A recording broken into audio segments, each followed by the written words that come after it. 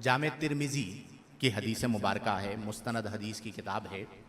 آقا کریم صلی اللہ علیہ وسلم سواری پر تشریف فرما ہیں اور آقا کریم صلی اللہ علیہ وسلم کے ساتھ حضرت عبداللہ بن مسعود رضی اللہ تعالی عنہ بھی سواری پر موجود ہیں۔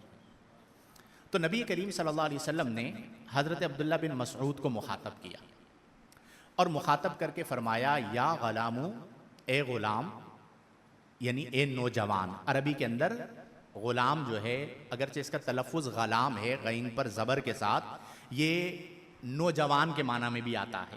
اے نوجوان، اے جوان، چونکہ عمر آپ کی ایسی تھی، فرمایا اے جوان احفظ اللہ یحفظ کا۔ اب آپ دیکھیے کہ آقا کریم صحابی کو تعلیم دے رہے ہیں اور الفاظ کیا ہیں؟ آپ نے فرمایا کہ اے عبداللہ، اے نوجوان، احفظ اللہ یحفظ کا، تو اللہ کو حفظ کر۔ احفظ، تو اللہ کو حفظ کر۔ اب حفظ کرنا کیا ہے میں بتاتا ہوں آپ کو۔ فرمایا احفظ اللہ، تو اللہ کو حفظ کر، یحفظ کا، اللہ تعالی تیری حفاظت فرمائے گا۔ اب اگر لفظی ترجمہ کریں تو حفظ کا مطلب ہوتا کیا ہے؟ احفظ کا، احفظ اللہ، تو اللہ کو حفظ کر، یحفظ کا، اللہ تجھے حفظ فرمائے گا۔ اب اس کا معنی کیا ہے؟ معنی یہ ہے کہ حفظ کرنے کا معنی ہوتا ہے توجہ کرنا۔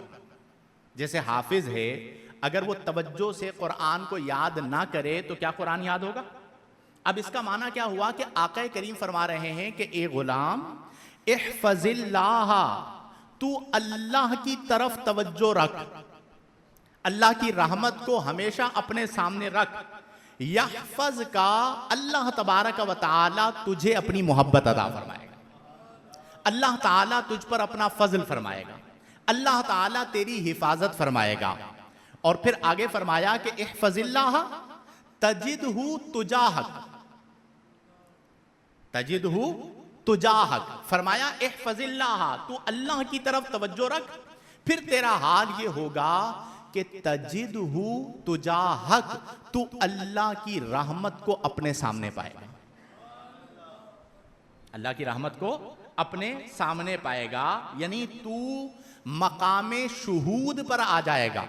مشاہدہ جسے کہا جاتا ہے کہ تو مقام شہود پر آ جائے گا کہ جب تیری توجہ اللہ کی طرف ہوگی تو پھر اللہ تبارک و تعالی بھی تجھے اپنی صفات کی معرفت عطا فرمائے گا۔ اب یہ آقا کریم صلی اللہ علیہ وسلم اپنے صحابی کو تعلیم فرما رہے ہیں، احفظ اللہ یحفظ کا، احفظ اللہ تجدہ تجاہک۔ اور پھر اس کے بعد فرمایا کہ اذا استعنت، بڑی اہم بات ہے اہل سنت و جماعت میں، صوفیہ کی تعلیم میں یہ بڑی اہم چیز ہے۔ فرمایا اذا استعنت، جب تو مدد طلب کر، جب کیا طلب کر؟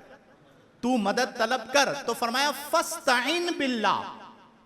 آقا کریم صلی اللہ علیہ وسلم فرما رہے ہیں کہ فاستعن باللہ، تو اللہ سے مدد طلب کر۔ وَإِذَا سَأَلْتَ، اور جب تو سوال کر، طلب کر، مانگ، تو فرمایا فَاسْأَلِ اللَّهِ، تو اللہ تعالیٰ سے سوال کر۔ کس سے سوال کر؟ کس سے مدد مانگ؟ اچھا، ہماری یہ جو قوم ہے نا، ماشاءاللہ، آپ لوگ اپنے لیے ایک بار کہیے سبحان اللہ۔ یہ ایسی قوم میں میں موجود ہوں کہ یہاں پر ایسی لا یعنی بحثیں ہوتی ہیں کہ اس قوم کو امام صاحب لے کر چلنا بڑا مشکل کام ہوتا ہے۔ اب یہاں پر کیا ہوا کہ مدد مانگ تو کس سے مانگ، سوال کر تو کس سے کر؟ سب کے ذہنوں میں فوراً بریلوی دیوبندی پھڈا آ جائے گا، بزرگوں سے کیوں مانگتے ہیں، اولیاء اللہ سے کیوں مانگتے ہیں؟ میرے بھائی، ابھی جو میں بات آپ کو سمجھانے جا رہا ہوں نا، اس کا اس بحث سے کوئی تعلق نہیں ہے۔ اور کیا بزرگوں سے، اللہ والوں سے مانگنا شرک ہے؟ یہ ایک الگ بحث ہے۔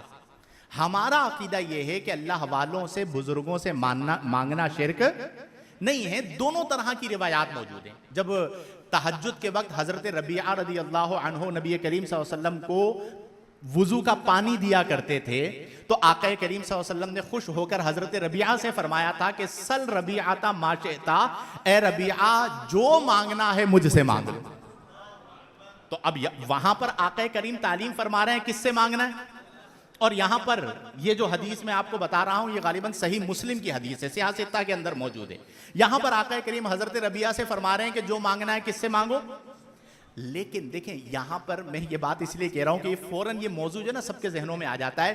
تو میرا یہ آج کا موضوع نہیں ہے کہ میں اس پر بات کر رہا ہوں کہ غیر اللہ سے مدد مانگنا جائز ہے ناجائز ہے، اس پر شرک کا فتویٰ ہے یا نہیں. ہمارا عقیدہ یہ ہے کہ اللہ کی عطا سے اللہ کے انبیاء اور اولیاء مدد کرتے ہیں. لیکن تصوف کے اندر جب توکل کی بات ہوتی ہے، کس کی بات ہوتی ہے؟ اللہ سے تعلق کو جوڑنے کی بات ہوتی ہے، تو اس میں مومن کی شان یہ ہے کہ اس کے ذہن میں، اس کے خیال میں، اس کی فکر میں، اس کے قلب میں کوئی اور نہیں ہونا چاہیے. اس کے قلب اور اس کی عقل کے اندر صرف ایک ذات ہونی چاہیے اور وہ اللہ تعالیٰ کی ذات ہونی چاہیے. ٹھیک ہے. انبیاء اولیاء سے مدد مانگنا درجہ جواز میں، لیکن درجہ فضیلت کی اگر ہم بات کریں تو آقا کریم نے فرمایا کہ اذا استعنت فاستعن باللہ، اگر تو مدد طلب کرتا ہے تو کس سے مدد طلب کر؟ وَإِذَا سَأَلْتَ فَاسْأَلِ اللَّهِ، اور جب تو سوال کرتا ہے تو کس سے سوال کر؟ اور اس کے ہم ناجائز ہونے کے قائل نہیں ہیں، اور یہ ہمیں کرنا بھی چاہیے. ہم دعا کرتے ہیں کس سے مانگتے ہیں؟ نماز جمعہ کے بعد دعا ہوگی تو دعا کس سے کی جاتی ہے؟ ہم اکثر جو دعائیں ہیں، اکثر جو مانگنا ہے وہ اللہ تعالیٰ سے مانگنا ہے. یہ جو تعلق ہے اگر یہ مضبوط ہو گیا تو یہ وصل کا راستہ ہے، یہ اللہ کے قرب کا راستہ ہے. یہ وہ راستہ ہے کہ جس کے بارے میں آقا کریم نے فرمایا کہ احفظ اللہ تجدہ تجاہک، کہ اگر تو اللہ کی طرف اپنی توجہ رکھے گا، اپنے تعلق کو اللہ سے مضبوط کرے گا، تجدہ تجاہک، تو اللہ کی رحمت کو اپنی آنکھوں کے سامنے دیکھ رہا ہوگا. اب جیسے یہ کیفیت حاصل ہو جائے، کیفیت مشاہدہ، کہ وہ رب کو دیکھ رہا ہے، رب کی رحمتوں کو دیکھ رہا ہے، اللہ کے قرب کو محسوس کر رہا ہے. آپ سوچئے کہ اس کی زندگی کیا زندگی ہو.